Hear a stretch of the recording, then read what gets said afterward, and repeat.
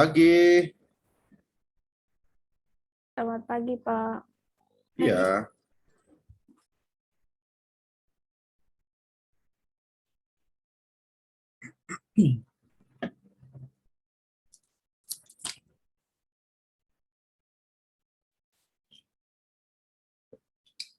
Mana yang lain?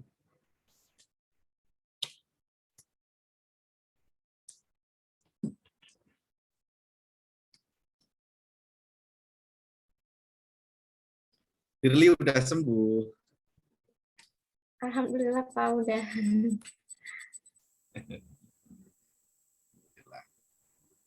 Anemia.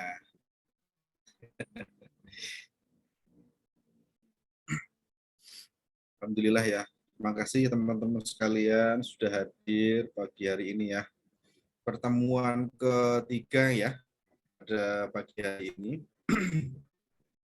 Pertemuan ketiga. Materinya udah bisa di-download ya di e-learning ya. Udah bisa kan? Udah. Ya, ada 2 slide yang ingin saya sampaikan sebenarnya sebelum ke sejarah manajemen. Itu ada tambahan untuk materi sebelumnya terkait dengan organisasi. Ternyata memang harus saya sampaikan semua di materinya sebagai pelengkap saja sih sebenarnya. Paling tidak tahu model organisasinya seperti apa. Seperti itu, baru nanti kita masuk ke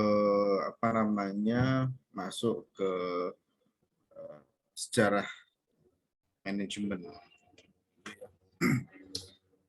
Oke, semuanya teman-teman siap ya?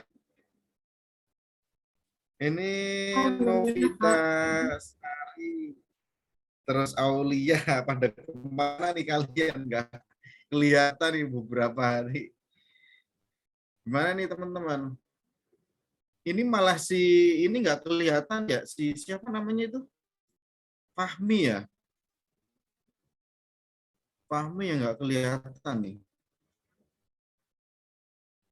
Fahmi nggak kelihatan. Terus siapa lagi, satu lagi cowok itu si Raul ya? Ibu apa masih di rumah sakit sama ibunya? Kemarin udah 2 kali nggak masuk. Ini Novita Sari sama Aulia gimana kabarnya? Kalian, halo, everybody, are you hear me? Please talk about me. Halo, ini di mana nih Aulia sama? Apalagi di luar nih Aulia sama Novita. Ada. Saya di kosan, Pak. Oh, di kosan. Oke. Sehat kamu ya? Alhamdulillah. Tapi ini sinyalnya, Pak, makanya kadang keluar masuk, susah masuk Zoom-nya. Oh, ya, oke. Novita Sari gimana kabarnya? Halo, Novita Sari. Baik, Pak. Alhamdulillah. Oke. Ini kalau saya lihat ada tugas ya minggu kemarin ya.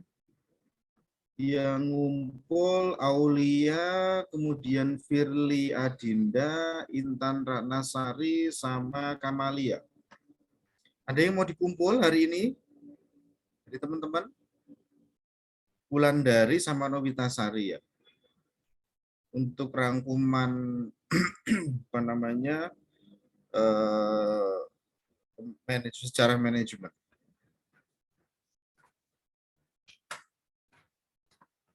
Saya tunggu deh nanti sampai hari ini. Hari ini saya tunggu ya. Jadi nanti bisa dikumpulin deh. Jam 23.59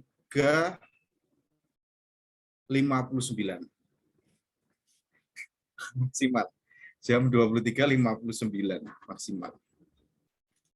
Baik, teman-teman sekalian, terima kasih. Kita coba masuk ke materi kita.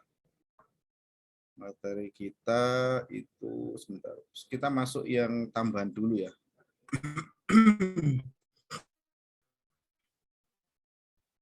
Ada tambahan sedikit, tapi materinya kalian banyak sekali. Sebentar.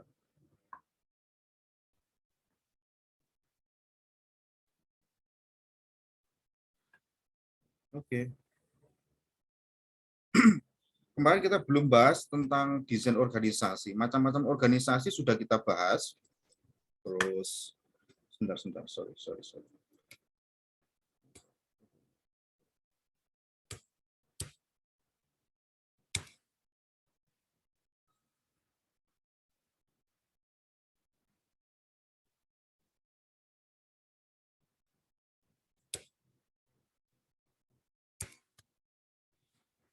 Ya.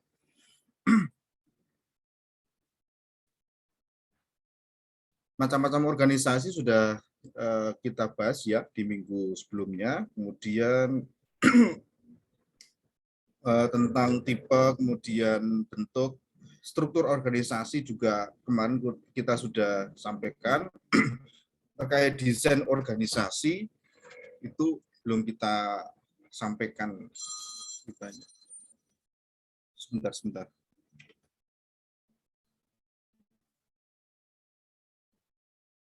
Halo? Iya. Iya, selamat pagi.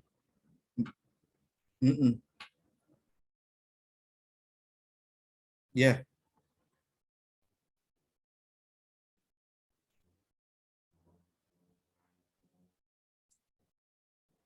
Oh iya, staf saya itu. Iya, benar. Iya, sama-sama, Mbak. Ya, bagus. Oke.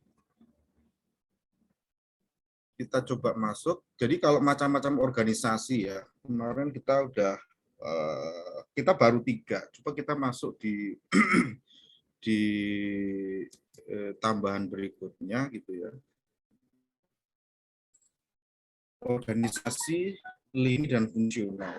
Kemarin organisasi, masih ingat nggak kemarin apa aja organisasinya? Organisasi lini dan staf sama organisasi fungsional ya Pak.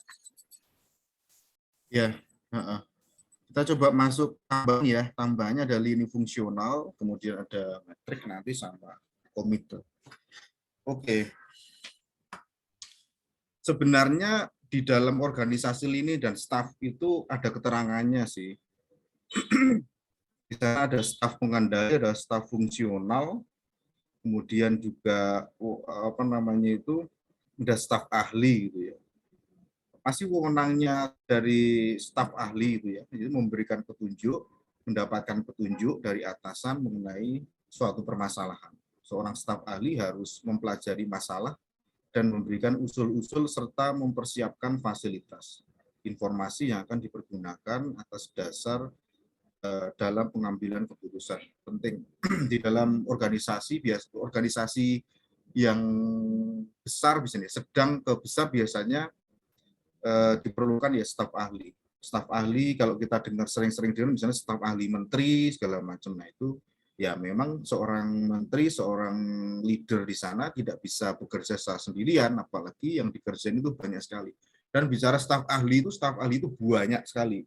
Staf ahli bidang A, staf ahli bidang B, staf ahli bidang C gitu ya. Mereka punya keahlian masing-masing. Tinggal pembahasannya itu tentang apa gitu, materinya apa sehingga bisa lebih spesifik nanti dengan siapa gitu ya.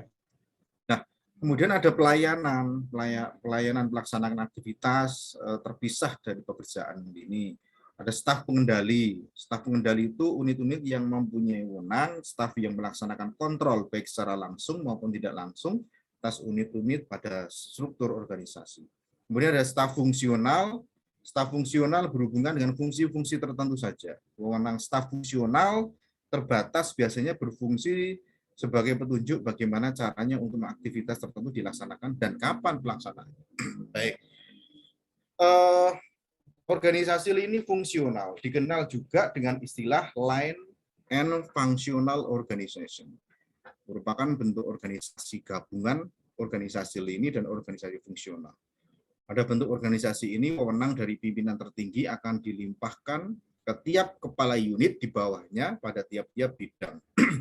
Organisasi lini fungsional permintaan pekerjaan tidak memandang jabatan dalam perusahaan, di mana satu tim harus melakukan kerjasama agar tugas bisa segera diselesaikan. Dengan kata lain, tugas perusahaan akan dikerjakan bersama-sama sesuai bidangnya masing-masing. Nah, ciri-cirinya apa aja? Ciri-cirinya seperti ini. Tidak tampak adanya pembedaan tugas pokok, spesialisasi secara praktis pada pejabat fungsional. Pembagian kerja dan wewenang tidak membedakan perbedaan tingkat eselon. Struktur organisasi tidak begitu kompleks, biasanya terdiri dari ketua, sekretaris, bendahara, ketua, ketua seksi, dan para petugas. Struktur organisasi secara relatif tidak permanen, tugas pimpinan dilaksanakan secara kolektif, semua anggota pimpinan mempunyai hak, wewenang, dan tanggung jawab yang sama. Para pelaksana dikelompokkan menurut tugas tertentu dalam bentuk satgas.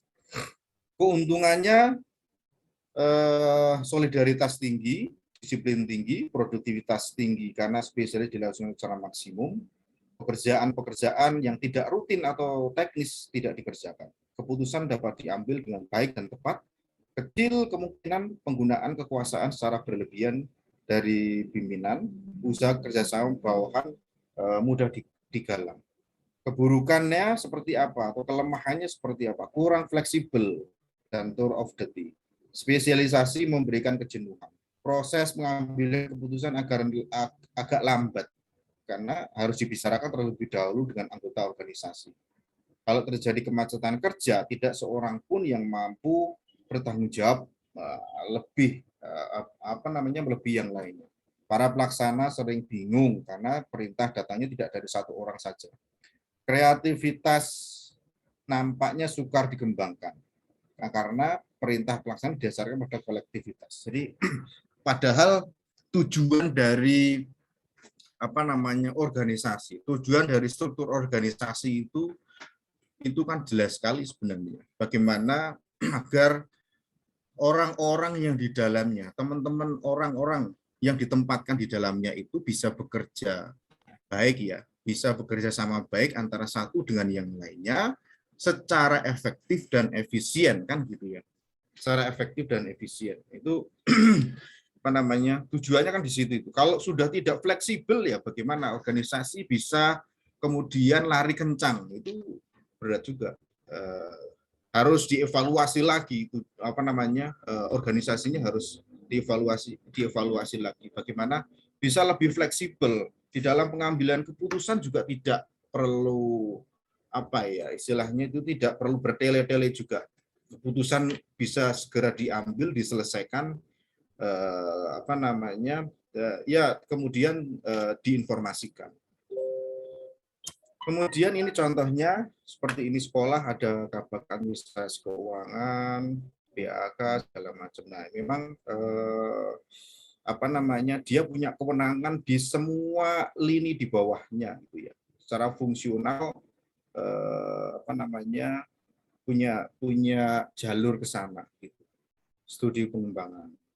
Nah, ini dia bisa ke akuntansi, dia bisa ke manajemen, dia bisa ke studi pembangunan. Kadang memang ya benar juga kalau dibilang ini membingungkan perintahnya dari siapa gitu ya.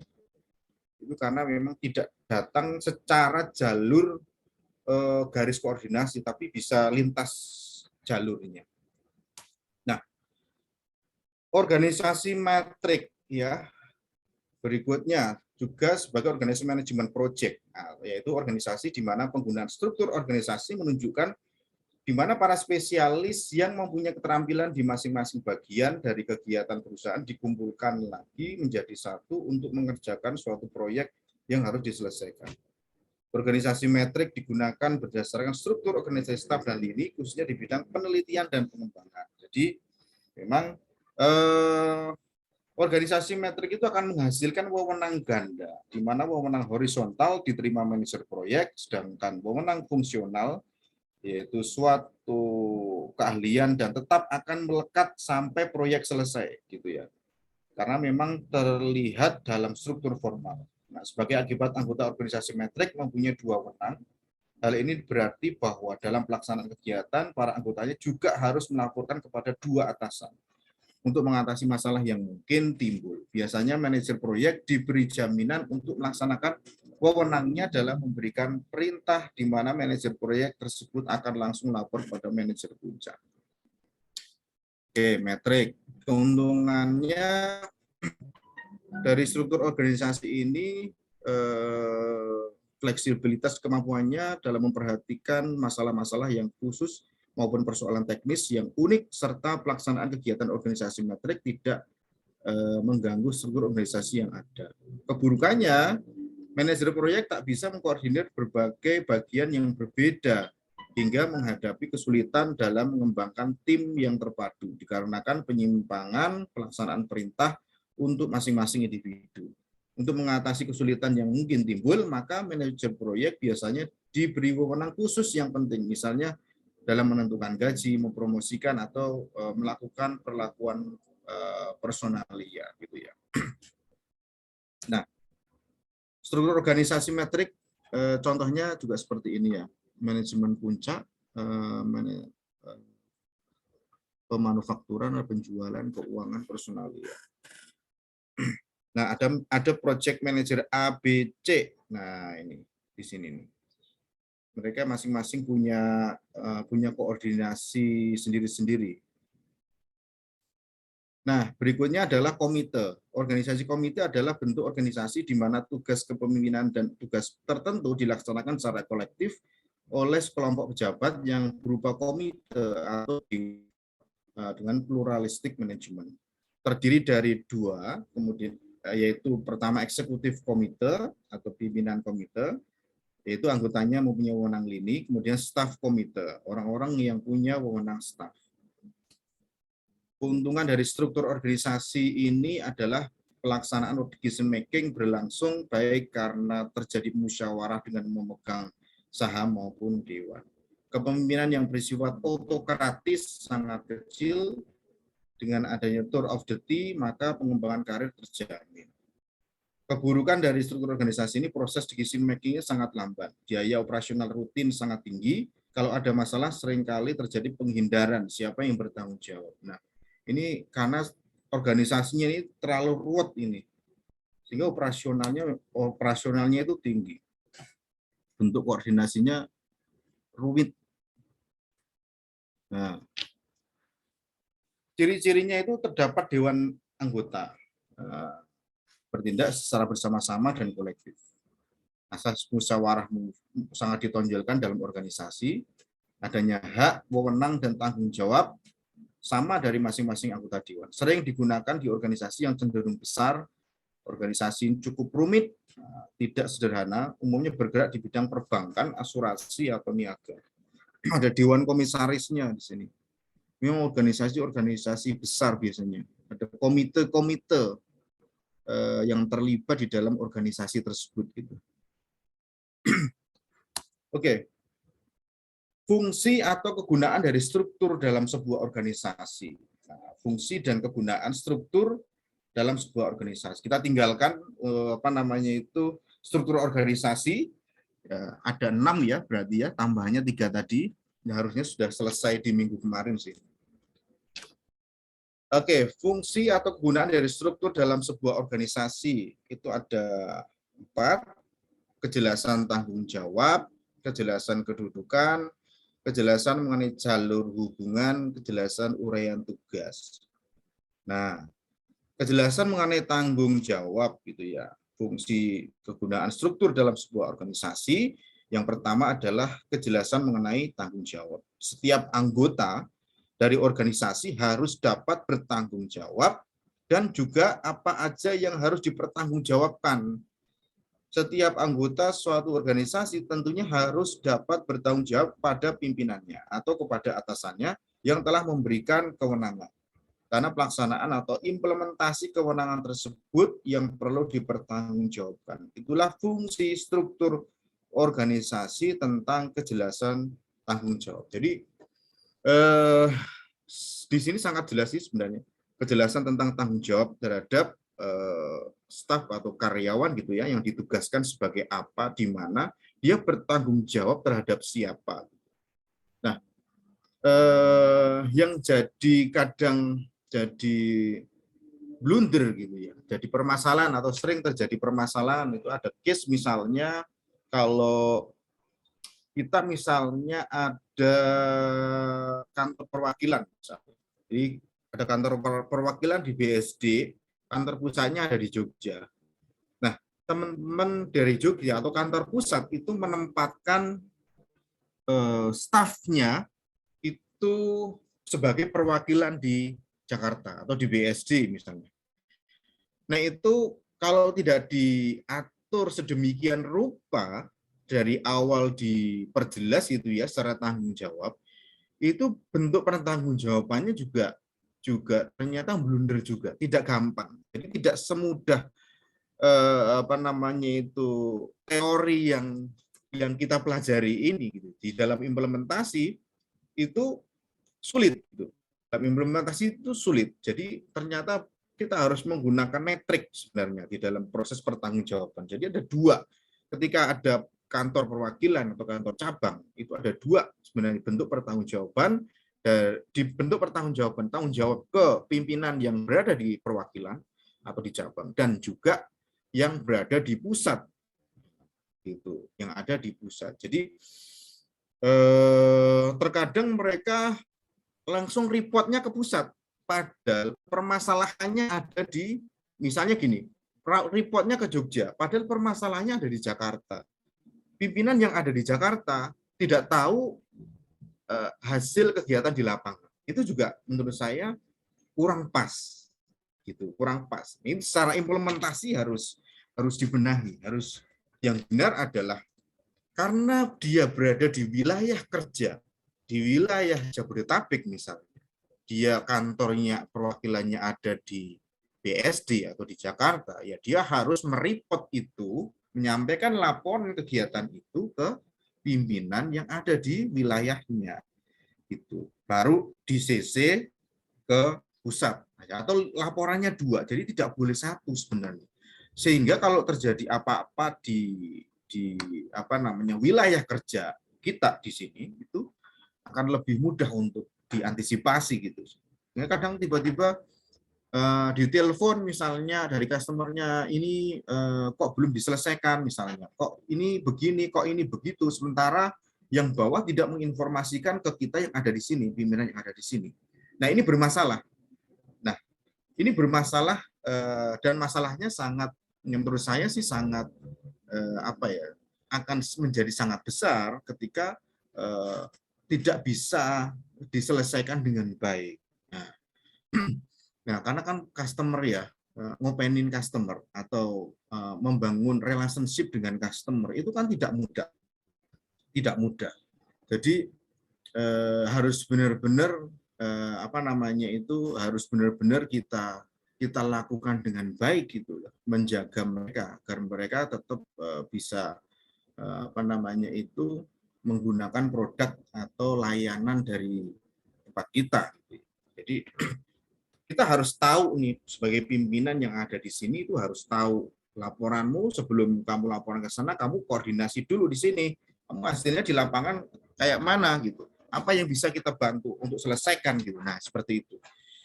Kemudian adalah kejelasan kedudukan. Kejelasan mengenai kedudukan di sini artinya anggota atau seseorang yang ada di dalam struktur organisasi sebenarnya dapat mempermudah dalam melakukan koordinasi dan hubungan, sebab adanya keterkaitan penyelesaian mengenai suatu fungsi yang telah dipercayakan kepada seorang atau anggota. Ya, jelas kedudukannya, dia ada di mana nih, gitu ya. Itu akan mempermudah fungsi dia sebagai apa di situ, gitu ya, sehingga koordinasinya juga akan lebih mudah gitu, dengan mengetahui dan memperjelas bukan dia secara fungsi segala macam, maka akan lebih mudah untuk koordinasi dan decision making-nya akan lebih cepat. Kemudian adalah kejelasan mengenai jalur hubungan. Nah, sebagai kejelasan jalur hubungan maksudnya dalam melaksanakan pekerjaan dan tanggung jawab, setiap pegawai di dalam sebuah organisasi akan dibutuhkan kejelasan hubungan yang tergambar dalam struktur, sehingga dalam jalur penyelesaian suatu pekerjaan akan semakin lebih efektif dan dapat saling memberikan keuntungan. Ini jelas sekali. Jalur hubungannya juga harus jelas gitu. Jalur hubungannya. Ini saya koordinasi dengan siapa gitu. Misalnya marketing gitu ya. Marketing ada dapat pekerjaan di lapangan karena ada beberapa departemen gitu ya, ada bagian penjualan A, bagian penjualan B, C, D.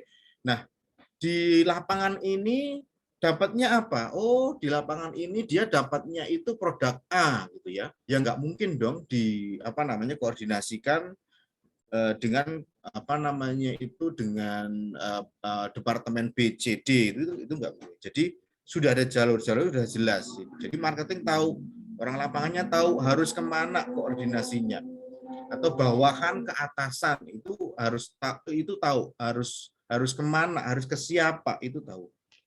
Kemudian kejelasan uraian tugas, fungsi lainnya yaitu kejelasan mengenai uraian tugas dalam struktur organisasi akan membantu pihak atasan atau pimpinan untuk dapat melaksanakan pengawasan maupun pengendalian, dan juga bagi bawahan akan dapat lebih berkonsentrasi dalam melaksanakan suatu tugas atau pekerjaan karena uraian yang jelas.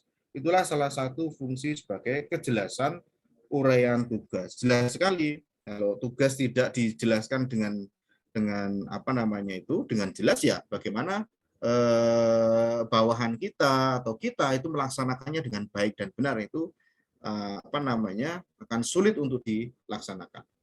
Oke, berikutnya adalah tentang desain organisasi ya. Ada beberapa pendapat di sini. Menurut Griffin, desain organisasi adalah keseluruhan rangkaian elemen struktural dan hubungan di antara elemen-elemen tersebut yang digunakan untuk mengelola organisasi secara total. Kemudian menurut Wisnu dan Nur Hasanah, desain organisasi adalah sebuah proses memilih dan mengelola aspek struktural dan kultural yang dilakukan oleh para manajer sehingga organisasi mampu mengendalikan kegiatan apa saja yang perlu dilakukan untuk mencapai tujuan bersama. Nah, model organisasi itu ada dua. Model desain organisasi itu ada dua, ya. Model mekanistik dan model organik. Nah, menurut Henry Fayol, mekanistik ini itu dibagi menjadi 4, yaitu prinsip spesialisasi, kesatuan arah, wewenang dan tanggung jawab, dan rantai skalar.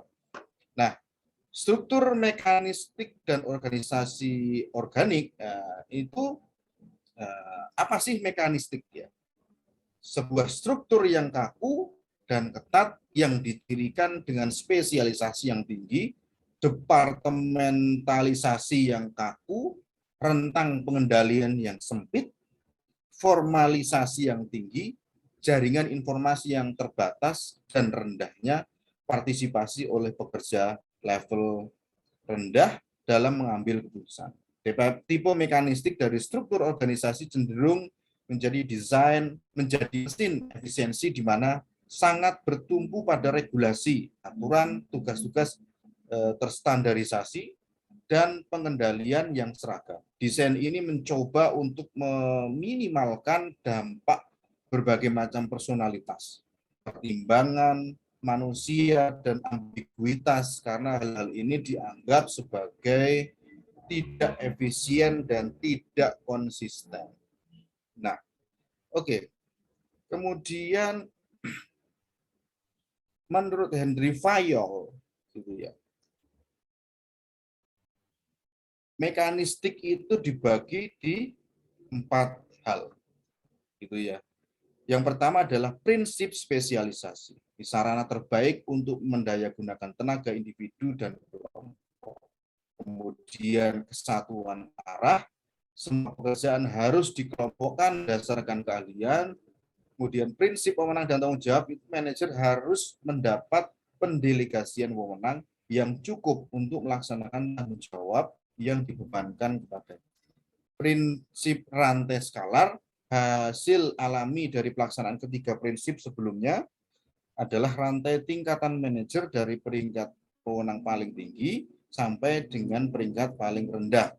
Rantai skalar adalah jalur keseluruhan komunikasi vertikal dalam sebuah organisasi. Nah ini perbedaannya mekanistik dan organik. Ini bedanya departementalisasi bersifat kaku tadi, rantai komando ini jelas, sentralisasi, formalisasinya tinggi. Organik itu departementalisasinya bersifat fleksibel, informasi yang ada mengalir bebas tanpa komando, desentralisasi, formalisasi rendah. Biasanya kalau sentralisasi itu biasanya memang perusahaannya itu ada dalam satu daerah gitu ya, ada dalam satu daerah, satu tempat lah istilahnya gitu. Desentralisasi itu biasanya memang itu banyak cabang itu. Ada apa namanya itu, ada banyak perwakilan atau banyak cabang di seluruh wilayah Indonesia atau mungkin di luar negeri. Nah, ini menurut L. Barnard, menurut Sester. Nah, tadi dibahas juga di depan, itu ya, model mekanik itu perbedaannya apa? Itu individual spesialisasi, karyawan bekerja secara terpisah dan terspesialisasi dalam tugas yang jelas. Kemudian joint specialization itu apa? Model organik ini. Karyawan bekerja sama dan mengkoordinasikan tugas mereka untuk melakukan tugas yang paling baik. Jadi kalau ini terpisah secara sendiri-sendiri spesialisasinya, kalau yang organik itu mereka bekerja sama. Kemudian simple integrating mechanism. Ini otoritas hierarki didefinisikan secara jelas dan integrasi mekanisme yang utama. Kompleks integrating mechanism, satuan tugas dan kelompok adalah integrasi mekanisme yang utama. Kemudian tersentralisasi, sentralisasi kewenangan untuk mengontrol tugas tersimpan di bagian atas organisasi. Kebanyakan komunikasi bersifat vertikal gitu ya. Vertikal, jadi langsung ke direktur utama, tersentralisasi. Semua keputusan itu langsung dilakukan oleh CEO misalnya, atau direktur utama, itu tersentralisasi. Desentralisasi, nah, kewenangan untuk mengatur tugas didelegasi kepada orang di semua level dalam organisasi. Kebanyakan komunikasi bersifat lateral. Desentralisasi kayak tadi, misalnya ada apa namanya itu perusahaan, apa namanya, ada cabang di daerah tertentu gitu ya. Ada satu keputusan yang harus diambil secara cepat, apa namanya, karena kalau tidak cepat misalnya, kalau misalnya itu kaitannya sama marketing misalnya, satu produk kalau ini kita nggak melakukan secara cepat, ini akan diambil oleh kompetitor misalnya. Nah, ini si kepala cabangnya itu, si apa namanya itu, manajer yang ada di cabang itu sebagai apa namanya kepala tertinggi di dalam organisasi di cabang, maka dia harus mengambil langkah, mengambil keputusan, ya kerjakan. Jadi tidak perlu kemudian ke pusat dulu, gitu ya, terlalu lama gitu. Mungkin garis koordinasinya kan terlalu lama kalau harus ke sana dulu, ke atas dulu gitu. Bayangin aja itu cabangnya banyak sekali gitu. Bagaimana untuk sampai ke pusat kalau harus model sentralisasi? Nggak bisa. Jadi modelnya adalah desentralisasi. Kemudian ada standarisasi, mutual adjustment, kemudian ada status consciousness informal organisasi, status consciousness informal. Nah, ada 6 elemen dari struktur organisasi. Nah, ada 6 elemen dalam struktur organisasi. Yang pertama adalah spesialisasi kerja. Istilah spesialisasi kerja atau pembagian tenaga kerja untuk menggambarkan sampai sejauh mana aktivitas dalam organisasi dibagi ke dalam kerjaan-kerjaan secara terpisah. Contoh di tempat kerja misalnya staf marketing, ada accounting, staf pajak misalnya, atau tim kreatif gitu ya, staf operasional, staf recruitment, staf pengolahan data karyawan gitu ya, staf lapangan, project manager, marketing manager, job dan dengan job description masing-masing sesuai dengan tanggung jawab dan keahlian. Jadi secara spesialisasi itu dispesialisasikan orang-orangnya. Nah, disesuaikan dengan kebutuhan organisasi. Tadi kebutuhan organisasi apa aja, ada accounting tadi, ada staf pajak, ada marketing jelas, kemudian mungkin human resource manajemennya gitu ya, terus ada departemen-departemen terkaitnya, kemudian departemenisasi atau departementalisasi. Nah, ketika pekerjaan telah dibagi ke dalam spesialisasi kerja, mereka harus dikelompokkan sehingga tugas-tugas umum dapat dikoordinasikan. Basis yang mana pekerjaan dikelompokkan disebut dengan departementalisasi. Contohnya di tempat kerja misalnya mengenai beberapa staf sesuai dengan spesialisasinya tadi, maka dikelompokkan dalam satu departemen masing-masing di kantor. Seperti contoh staf accounting dan staf pajak.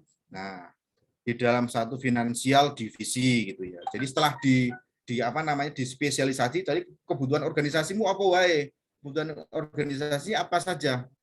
Oh, keuangan, kemudian ada staf pajak, kemudian ada bagian GA, General Affair, kemudian di departemenisasi atau departemen departementalisasi gitu ya. Jadi dikelompokkan per departemen gitu. Jadi yang masuk financial divisi itu apa aja? Contohnya tadi itu ada accounting, ada staf pajak, staf kreatif, operasional, product runner, dan lapangan ke dalam produk divisi. Lalu staf marketing, marketing relasi, dan marketing manager di dalam marketing divisi. Jadi dikelompokkan tadi atau dibuat departemennya atau per departemen.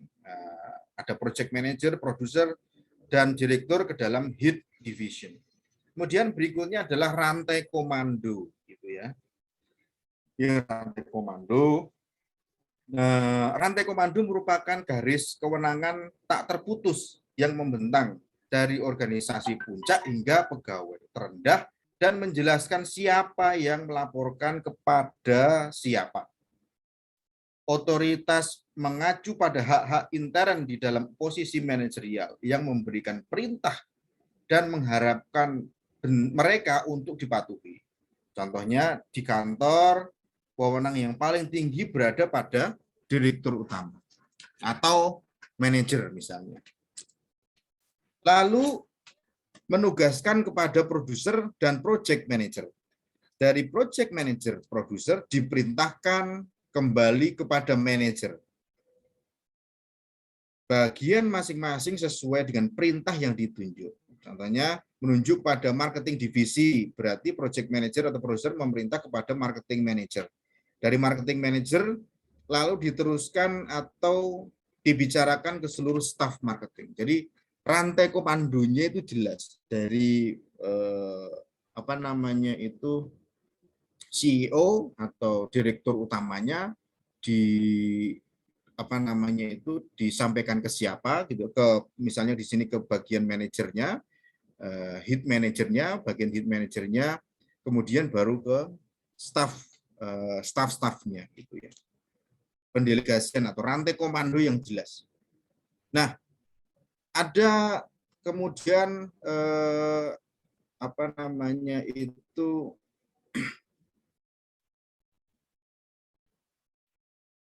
rentang kendali, rentang pengawasan. Rentang kendali penting karena sangat menentukan jumlah level dan manajer yang harus dimiliki oleh organisasi. Semuanya menjadi seimbang. Semakin lebar atau besarnya rentang akan semakin efektif organisasi tersebut. Nah, contohnya untuk rentang kendali setiap bagian. 3 staf marketing harus melaporkan dan bekerja sama dengan 1 marketing manager. Lalu dia orang staf keuangan dengan 1 head division. 6 staf produksi division dengan 1 orang head division. Lalu 3 head division tersebut dibawahi oleh seorang project manager. Lalu project manager bertanggung jawab langsung terhadap direktur. Kemudian ada sentralisasi dan desentralisasi tadi itu. Sentralisasi mengacu pada kondisi yang mana pengambilan keputusan dipusatkan pada satu titik tunggal dalam organisasi. Dalam organisasi tersentralisasi, para manajer puncak yang mengambil seluruh keputusan dan para manajer level rendah hanya melaksanakan pengarahan dari mereka. Ya, tadi ketika dalam kegiatan tertentu dan merupakan klien inti dari direktur, semua pilihan tema, konsep, acara, siapa yang bekerja, alur penjadwalan dan lain-lain ditentuin secara sepihak oleh direktur sehingga masing-masing bagian hanya tinggal bekerja sesuai dengan yang diperintahkan. Itu kalau tersentralisasi seperti itu. Jadi semuanya sudah diatur oleh direktur, dari semua tinggal melaksanakan saja.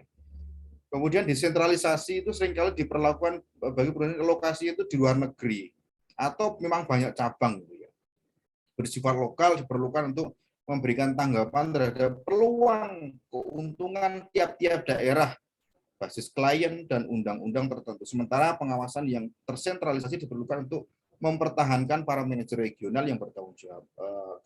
Contohnya ketika dari memberikan kebebasan kepada seluruh karyawan dan staf manajer untuk dapat berdiskusi dan dapat mengambil keputusan sendiri sesuai dengan pekerjaan dan yang diawasi oleh project manager. Nah, itu tadi. Jadi tidak perlu ke langsung ke direktur pusatnya, tapi bisa ke project manager yang ada di wilayahnya masing-masing. Contohnya apa? Contohnya itu kayak rokok jarum. Kayak jarum misalnya. Itu kan dia kantornya ada di banyak gitu ya. Penjualannya ada di beberapa daerah gitu. Satu hal satu case misalnya butuh keputusan yang cepat. Itu kan nggak mungkin yang di banyak tempat tadi itu harus ke pusat gitu ya. Supaya peluang itu bisa diambil di daerahnya. Jadi ada satu penempatan project manager atau sebagai pimpinan tertinggi di daerahnya itu yang bertanggung jawab terhadap segala hal yang terjadi di wilayahnya. Itu harus dilakukan untuk mempercepat. Jadi kemudian formalisasi mengacu pada keadaan yang mana pekerjaan di dalam organisasi telah terstandarisasi. Jika suatu pekerjaan sudah terformalisasi, maka yang berkuasa memiliki jumlah kekuasaan yang minimal atas apa yang akan dilakukan dan bagaimana melakukannya. Contohnya dalam pekerjaan yang ada job desk sehingga tidak semua orang dapat tersangkut paut, ada hak dan wewenangnya masing-masing. Jadi formalisasi. Jadi nggak mungkin lah istilahnya kalau misalnya di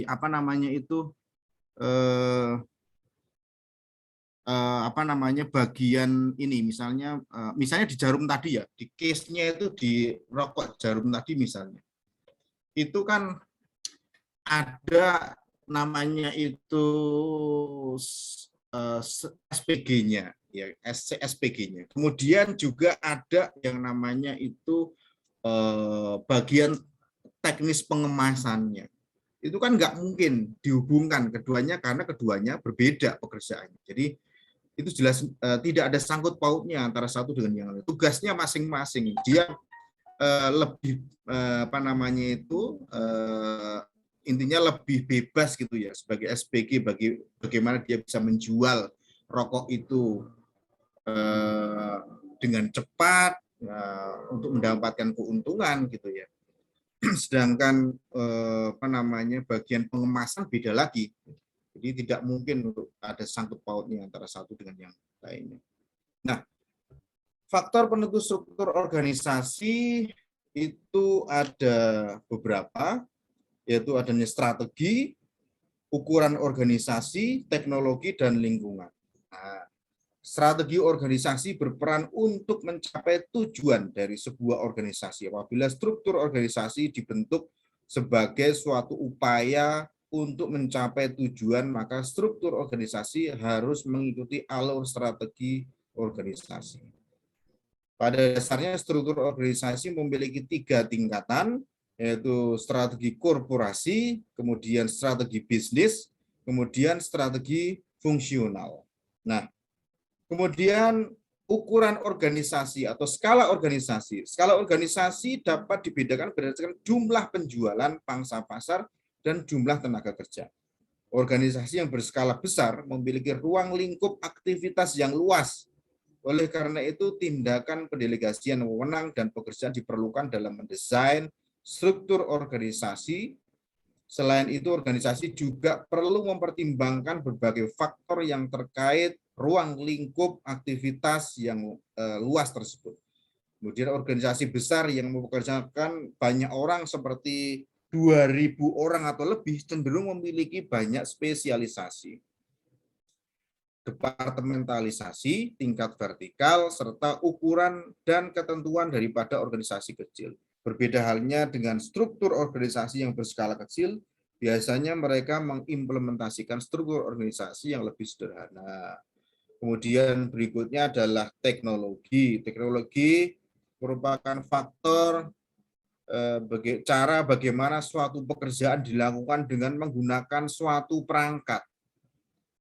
Istilah teknologi mengacu pada satu cara sebuah organisasi mengubah input menjadi output.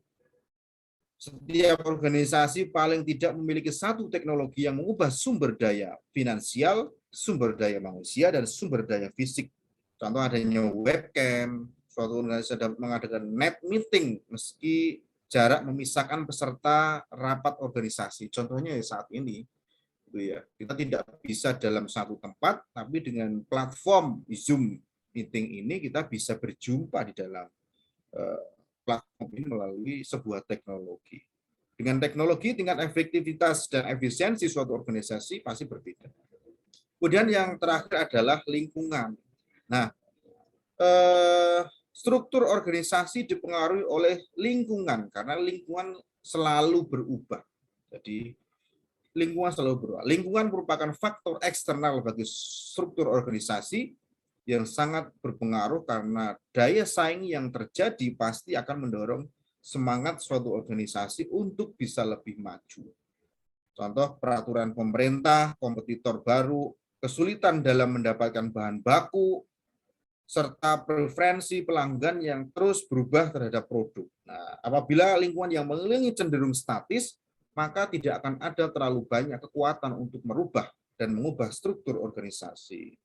Di era globalisasi saat ini dapat disimpulkan bahwa faktor yang paling signifikan terhadap pengaturan struktur organisasi adalah teknologi.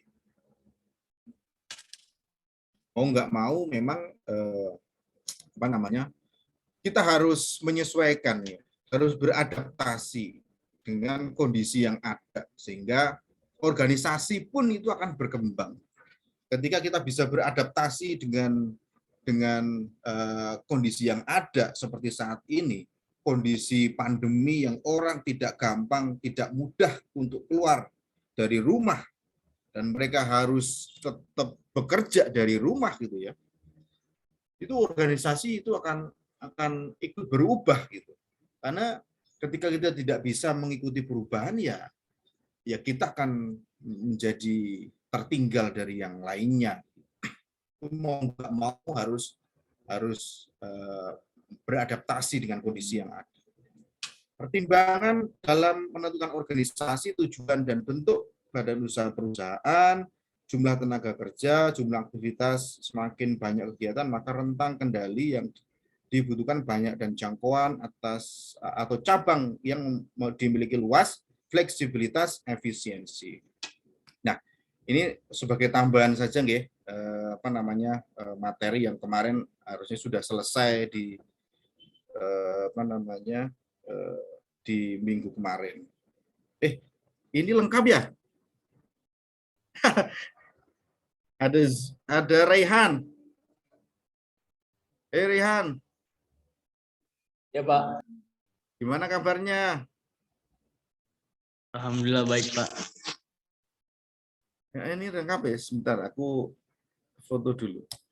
Iya.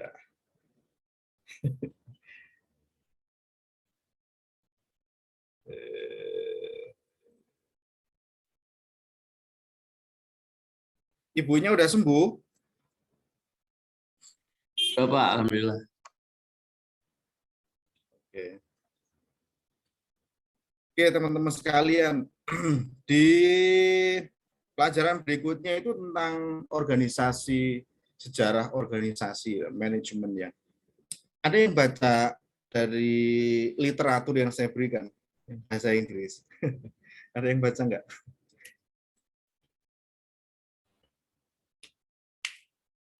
Materinya berat ya? Saya baca sekilas doang sih Pak. Kan saya convert dulu, translate ke bahasa Indonesia. Tapi itu enggak semuanya sih, cuma depan-depannya aja saya baca. Iya, benar. Itu pelajaran yang saya kasihkan itu benar-benar tinggi itu. Materinya tinggi. Tapi nggak apa-apa. Memang belajar manajemen itu selalu terkait masalahnya. Jadi dari S1, S2, S3 itu saling terkaitan. Jadi kayak misalnya S3 itu kayak kita itu kalau misalnya kita udah pernah dapat gitu ya di S1-nya itu kayak ngulang gitu. Tapi lebih detail gitu, lebih detail lagi gitu. Yang jadi masalah itu kan kita belum pernah dapat materi itu. Kita baru dapat materi itu, nah, itu jadi masalah. Kayak saya misalnya, saya di kuliah S3, aku baru dapat materi itu ya di S3. Karena S1-ku itu dulu nggak ada pelajaran tentang itu gitu. Jadi materi yang diajarkan ke saya meskipun sama sistem informasi itu berbeda dengan yang diajarkan ke teman-teman sekalian. Kalau aku melihat sih jauh levelnya itu lebih tinggi dari apa yang diajarkan ke teman-teman saat ini gitu. Seperti itu. Oke, coba kita masuk ke materi pertemuan berikutnya itu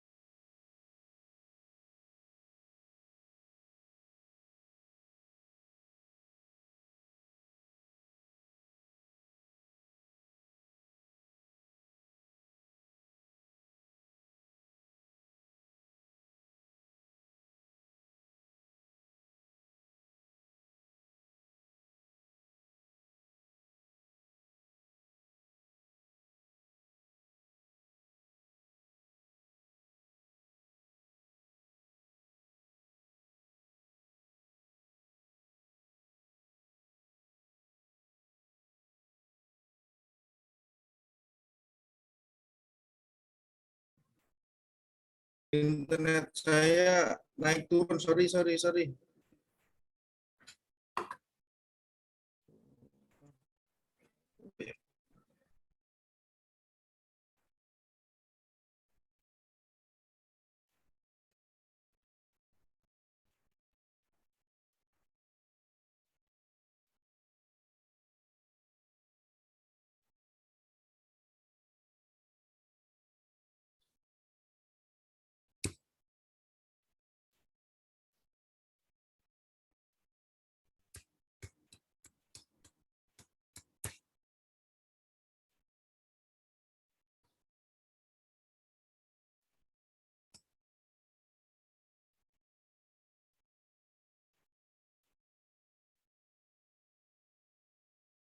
Nah, Daniel Wuren ini kita berkenalan. Dia adalah orang yang bercerita tentang ilmu manajemen. Nah, dia menceritakan perkembangan ilmu manajemen itu ke dalam 4 tahapan. Ya, kalau kemarin teman-teman kan membaginya dengan 3 aliran ya. Ini sudah benar sih. Kali ini dia berbicaranya 4 tahapan. Tahap pemikiran awal, kemudian era manajemen sains, kemudian fase manusia sosial, kemudian juga era modern. Jadi masing-masing punya cerita. Jadi manajemen itu memang sudah dari awal ada gitu. Nanti kita akan tahu atau ceritanya itu seperti apa gitu. Nah, fase pertama pemikiran awal manajemen itu dari bukunya Adam Smith dari tahun 1976 ya. Adam Smith menunjukkan doktrin ekonomi klasik The Wealth of Nation. Ia menyampaikan tentang keunggulan ekonomis yang akan didapat oleh organisasi atas pembagian kerja. Jadi 2 peristiwa penting memang dari Adam Smith ini. Peristiwa pertama bukunya Adam Smith itu ya, bukunya Adam Smith ini. Kemudian yang kedua adalah revolusi industri di Inggris atau Britania. Nah, pembagian kerja atau division of labor ini mengenai perincian pekerjaan pada tugas yang lebih spesifik secara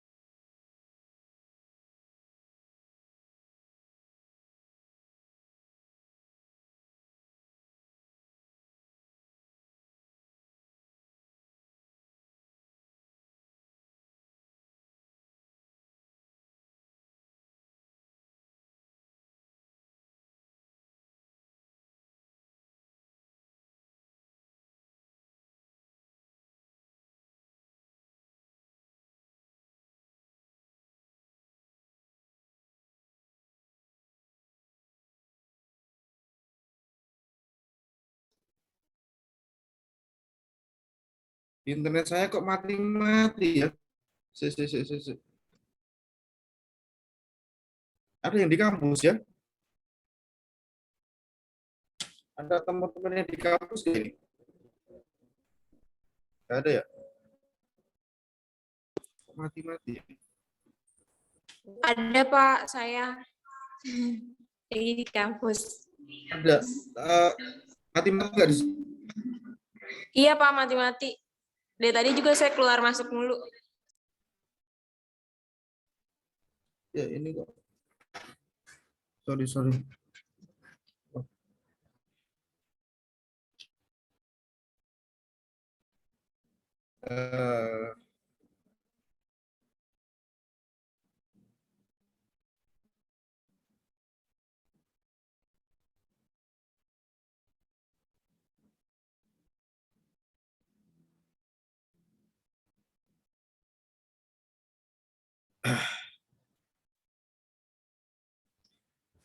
Oke, kita lanjutkan. Adam Smith ini berkesimpulan bahwa suatu pembagian kerja itu bisa meningkatkan tingkat produktivitas itu dengan menghemat waktu, kemudian meningkatkan keterampilan para pekerja, kemudian menciptakan mesin, serta penemuan yang lain yang bisa menghemat tenaga kerja. Ini udah ditemukan nih tahun baheula, tahun lama sekali.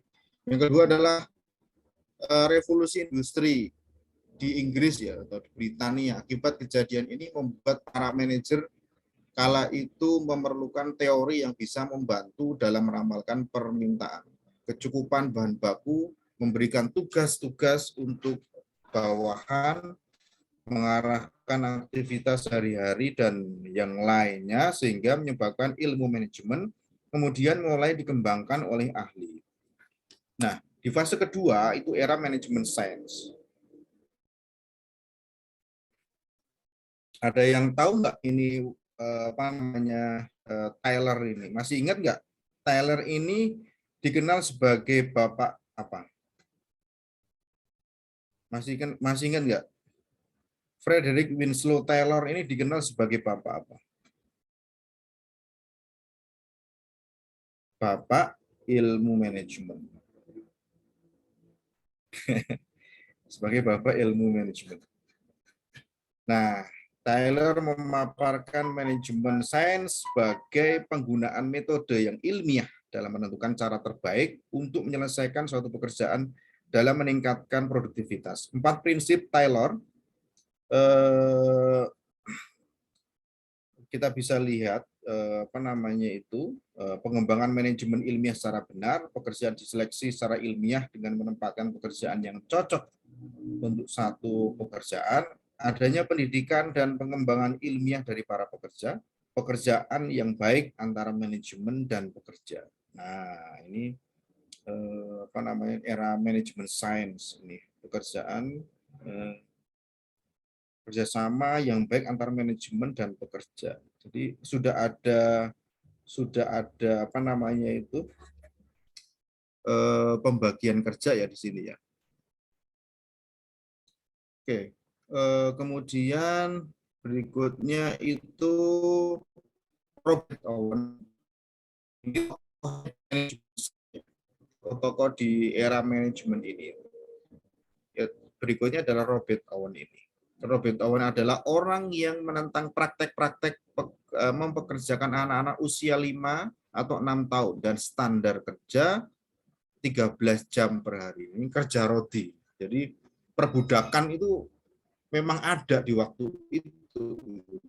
Orang-orang atau anak-anak sudah dipekerjakan di usia sangat mudah sekali kan. Usia 5-6 tahun itu kan sebenarnya kan nggak layak mereka untuk bekerja ya, apalagi di pabrik gitu ya. Itu dan mereka harus bekerja 13 jam per hari, bayangin aja. Di usia itu apa namanya di saat mereka harusnya bermain gitu ya, tapi mereka bekerja. Jadi dia menentang tuh. Jadi apa namanya itu penentangan itu sejak kalau mungkin soal itu penentangan itu sejak kapan ya? Sejak Robert Owen itu. Siapa yang menentang ya Robert Owen?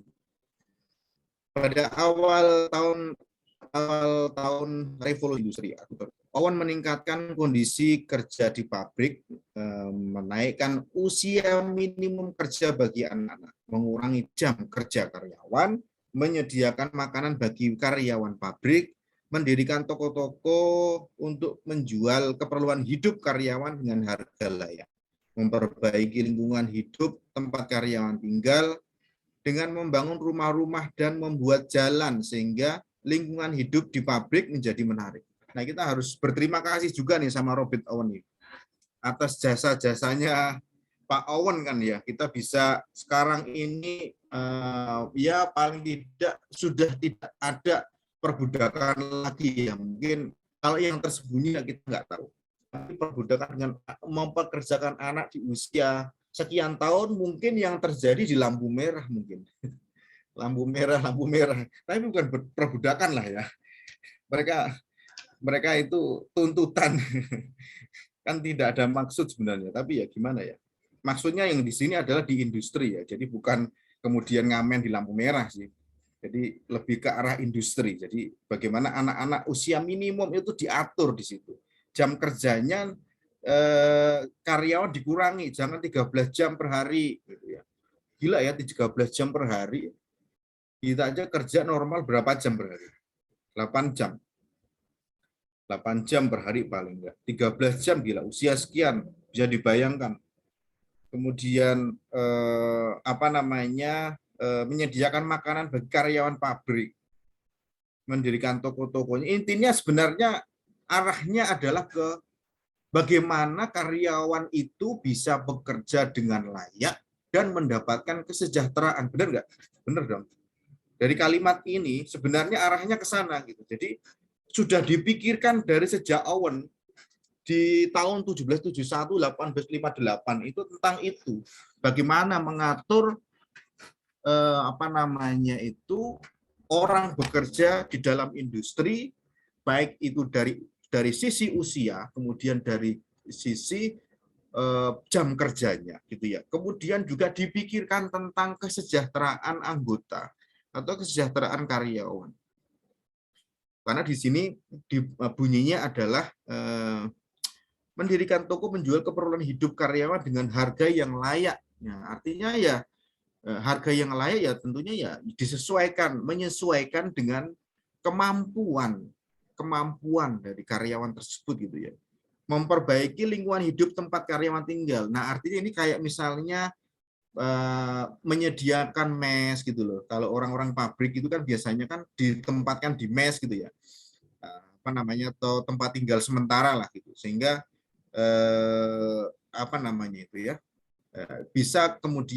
bisa dengan cepat mereka kembali lagi ke pabriknya atau untuk bekerja di industrinya.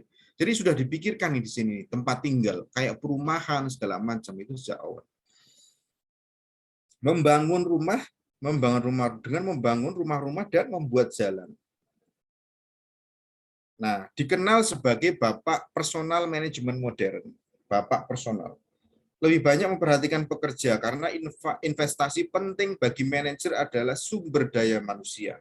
Selain itu juga membuat prosedur peningkatan produktivitas seperti prosedur penilaian kerja dan bersaing secara terbuka. Luar biasa ya.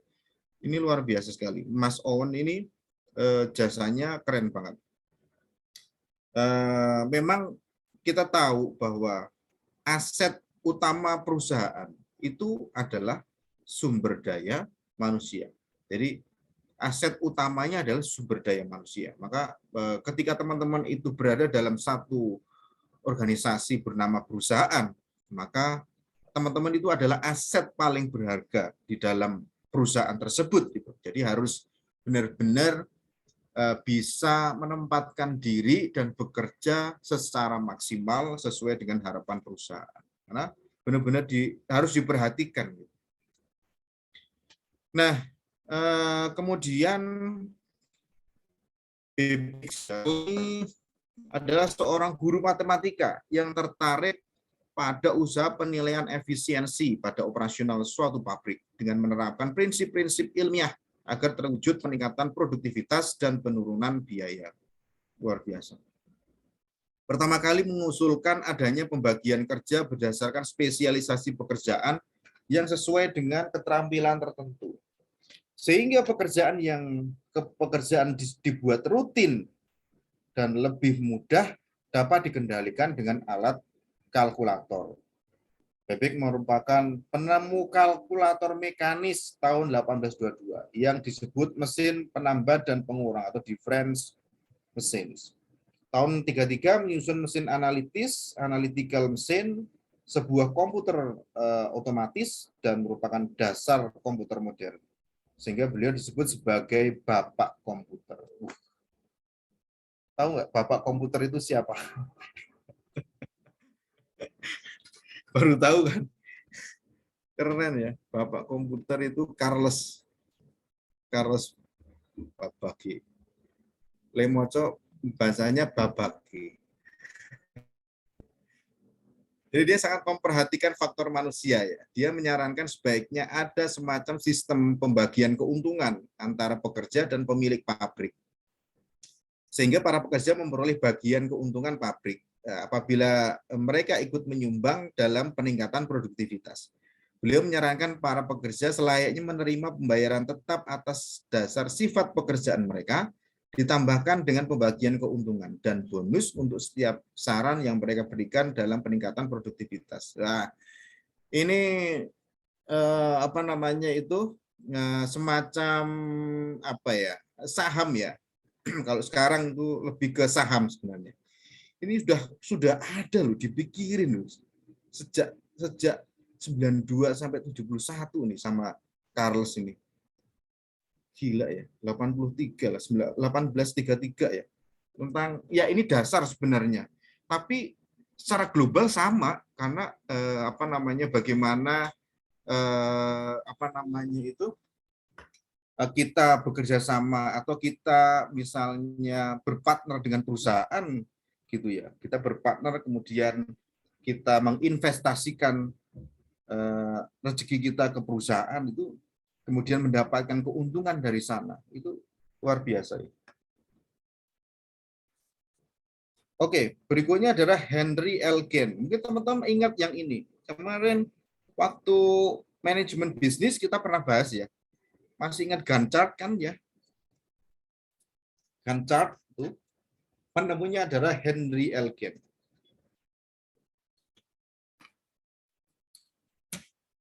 Dia menemukan ide bahwa seorang mandor seharusnya mampu memberikan pendidikan kepada para pekerja atau karyawan untuk lebih bersifat rajin dan kooperatif. Henry Elkin terkenal juga dengan sistem bonus harian dan bonus ekstra untuk para mandor. Unsur manusia sangat penting, sehingga menggarisbawahi pentingnya mengajarkan, mengembangkan pengertian tentang sistem pada karyawan dan manajemen, serta perlunya menggambarkan dalam segala masalah manajemen. Kemudian dia mendesain sebuah grafik untuk berupaya membantu manajemen yang bisa dipergunakan dalam merancang serta mengontrol pekerjaan yang kemudian diberi nama Gantt chart. Nah, kita udah pernah belajar tentang Gantt chart di pertemuan yang semester yang lalu. Hal ini menekankan pentingnya waktu dan biaya dalam merencanakan dan mengendalikan pekerjaan. Jadi sama ya dengan si siapa tadi itu, sama si Charles itu. Intinya di era ini memang sama-sama menyebutkan bahwa manusia itu adalah unsur yang paling penting, sangat penting. Jadi sampai di garis, karena memang itu aset utamanya ya manusia itu sendiri. Mau bagus mau enggak ya manusianya. Makanya sangat penting sekali. Nah, kemudian juga dari penemuan itu menekankan pentingnya waktu dan biaya itu dalam merencanakan dan mengendalikan pekerjaan. Memang ini dua hal yang saling keterkaitan antara waktu dan biaya ini saling keterkaitan. Gitu. Kaitannya biasanya arahnya ke nanti ke cost apa namanya cost manajemen cost atau biaya lah, manajemen biaya lah, larinya ke sana. Oke. Yang berikutnya adalah Gilbert, Frank B. Gilbert, dan Lillian Gilbert ini suami istri. Pasangan suami istri, menciptakan alat yang bisa mencatat gerakan yang dilakukan oleh pekerja, serta lama waktu yang mereka habiskan dalam gerakan tersebut. Alat ini dipakai untuk mewujudkan sistem produksi yang efisien, yang disebut sebagai micromotion. Terkenal dengan 3 peran dari setiap pekerja, yaitu sebagai pelaku, pelajar, dan pelatihan yang senantiasa mencari kesempatan baru, atau terkenal dengan konsep 3-position plan of promotion. Perhatian tertuju pada aspek manusia dari kerja dan efisiensi, yaitu usaha untuk menemukan cara terbaik dalam melaksanakan tugas tertentu, dalam menerapkan prinsip-prinsip manajemen ilmiah harus memandang para pekerja dan mengerti kepribadian serta kebutuhan mereka. Ini luar biasa, lebih keren lagi nih. Ketidakpuasan di antara pekerja karena kurang adanya perhatian dari pihak manajemen terhadap pekerja. Ini luar biasa ilmu ini. Dan ini kalau implementasi di era sekarang itu terjadi ya. Ini terjadi loh di era sekarang ini. Ketidakpuasan gitu ya. Itu apa namanya itu? Karena memang adanya kurang perhatian dari pihak manajemen terhadap pekerja. Itu bisa terjadi seperti itu. Micromotion itu apa sih? Tadi disebutkan micromotion. Studi yang merupakan teknik yang digunakan dalam analisis studi gerakan. Dikembangkan oleh beliau ini. Dengan cara mengumpulkan data-data gerakan kerja melalui rekaman video. Nah, Henry Fayol berikutnya. Nah, ini ini sering banget kita bahas juga Henry Fayol ini. Sudah kita singgung berulang kali gitu ya. Dia mengarang buku General and Industrial Management tahun 1916 dengan sebutan teori manajemen klasik yang sangat memperhatikan produktivitas pabrik dan pekerja. Di samping memperhatikan manajemen bagi satu organisasi yang kompleks, sehingga selalu menampilkan satu metode ajaran manajemen yang lebih utuh dalam bentuk cetak biru. Oke. Fayol berkeyakinan keberhasilan para manajer tidak hanya ditentukan oleh mutu pribadi, tetapi karena adanya penggunaan metode manajemen yang tepat. Saya sepakat ini. Saya sepakat. Jadi bukan hanya tentang pinternya seseorang itu, pandainya seseorang itu, tapi ya mereka menggunakan metode manajemen yang tepat. Jadi menghadapinya itu di posisi mana, masalahnya apa, itu dengan manajemen yang tepat. Di era manajemen sains itu diramaikan teori administratif ya, yaitu teori tentang hal apa yang harus dilakukan oleh manajer serta bagaimana membentuk sebuah praktek manajemen yang baik. Teman-teman tahu cetak biru nggak? Pernah dengar nggak cetak biru? Pernah dengar? Kayak blueprint gitu kan? Kalau setahu saya ya Pak, kayak ya, misalkan arsitek bikin bikin desain rumah gitu, itu ada blueprintnya kan? Kayak gitu Betul. bukan? Iya betul. Ya seperti itu. Cetak biru itu dokumen gampangnya itu ya. Dokumen petunjuk sebenarnya untuk pelaksanaan pekerjaan sebenarnya. Saya dulu pernah kerjain cetak biru juga, master plan. Kalau bahasa lainnya mungkin bisa dibilang juga master plan sebenarnya. Cetak biru atau blueprint atau master plan, kalau IT master plan IT gitu ya. Itu bisa dibilang seperti itu juga gitu. Itu kayak semacam dokumen istilahnya dokumen dokumen petunjuk lah untuk mengerjakan sesuatu gitu. Karena cetak biru ini kan dikerjakan secara bersama-sama oleh seluruh organisasi yang ada di dalam perusahaan itu gitu. Jadi setiap departemen itu nanti akan akan ada di dalam cetak biru itu, sehingga kalau misalnya departemen A pengen ada kegiatan apa, itu sudah ada di dalam cetak biru, sudah tergambar di situ. Dan biasanya memang ada kadaluarsanya ya. Itu ada kadaluarsanya. Biasanya 5 tahun sekali harus diupdate lagi. Setiap 5 tahun harus diupdate lagi, karena kalau kita berkaitan dengan teknologi, maka perkembangan teknologi itu kan sangat cepat sekali. Mungkin setahun sudah berubah besar ya, berubah drastis gitu.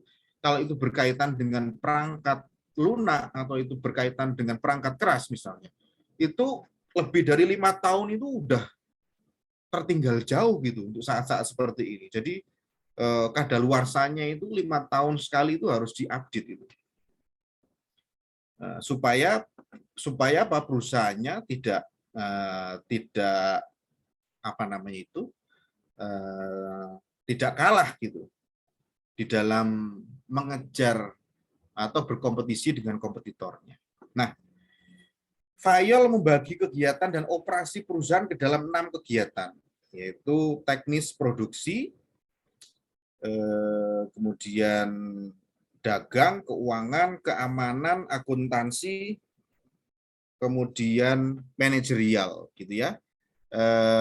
Teman-teman masih ingat kan ya, manajerial, fungsi manajemennya? Fungsi manajemen. Manajerial ini berkaitan dengan fungsi manajemen. Sekali lagi bahwa fungsi manajemen itu kalau teman-teman temukan itu pasti beda-beda. Tergantung versinya siapa. Nah, kalau yang di sini karena Fayol, maka fungsinya ada ini. 5-nya adalah planning, organizing, commanding, coordinating, dan controlling. Gitu. Jadi ada 5 ini. Punya si Fayol ini, ada commanding. Nah, dia juga punya 14 prinsip manajemen. Menurut Henry Fayol itu ada 14 prinsip juga yang dia ciptakan. Misalnya terkait dengan pembagian kerja, divisi of work, kemudian keseimbangan wewenang dan tanggung jawab, authority dan responsibility, disiplin, kesatuan komando atau unity of command, kemudian kesatuan arah, unity of direction, mengutamakan kepentingan organisasi di atas kepentingan individu. Keren banget. Kompensasi yang adil atau remunerisasi. Coba bayangin, remunerisasi aja. Itu sudah sejak zaman